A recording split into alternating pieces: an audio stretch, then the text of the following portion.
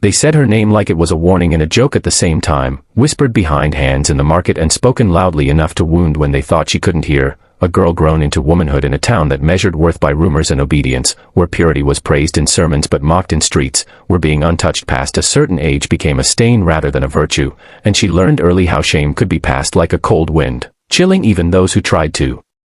stand tall. She kept her eyes forward, her back straight, and her heart guarded as she walked past the bakery where laughter followed her, past the church steps where elders shook their heads, past the well where girls her age pretended not to see her, all of them convinced they knew her story because they needed it to be simple, because a town survives on neat boxes and she did not fit into any of them.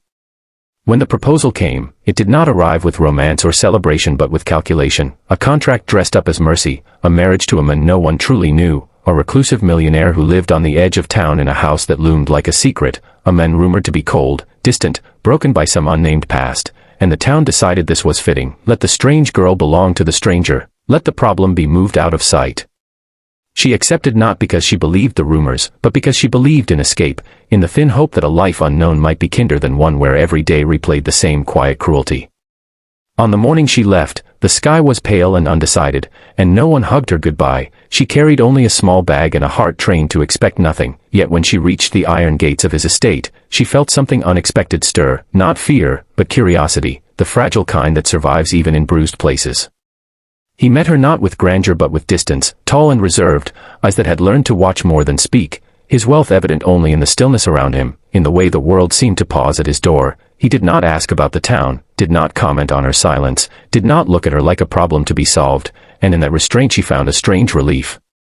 The days before the wedding passed like held breath, formal and quiet, two strangers learning the shape of each other's presence, sharing meals without interrogation, exchanging nods instead of promises, until the ceremony arrived small and efficient, witnessed by necessity rather than love, and when night finally came, the night the town had speculated about, the night heavy with expectation, she stood in the doorway of a room too large, hands clasped, heart steady in the way it gets when it has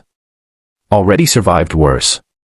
She expected judgment, or indifference, or the awkward claiming she had been taught to fear, but instead he spoke gently, not about what was owed or assumed, but about boundaries, about rest, about the long road of trust. He told her that the first night did not have to prove anything to anyone, that a marriage built on fear was not one he wanted, that silence could be shared without being empty. And in that moment, something inside her shifted, not because of touch, but because of respect, because for the first time in her life, a man saw her not as a rumor or a bargain, but as a person with a choice. She sat by the window while snow traced soft lines against the glass, and she told him, in a voice that did not shake, the truth the town had twisted, the loneliness, the labels, the way being a virgin had become a weapon used against her, and he listened without interruption, without pity, with the kind of attention that heals by simply being present. Then he shared his own silence, the loss that drove him inward, the reason he had built walls higher than wealth, and together they discovered that intimacy could begin long before closeness, that safety could feel like warmth rather than fire.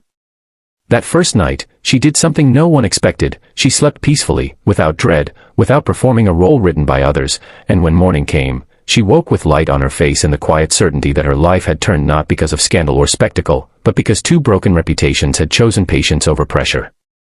The town would talk, as towns always do, but their voices would fade, replaced by the slow, deliberate building of a life where dignity was not conditional and love was not loud but lasting, and as she stepped into that morning, she understood that her story was no longer theirs to tell, it was hers now, and it was only beginning.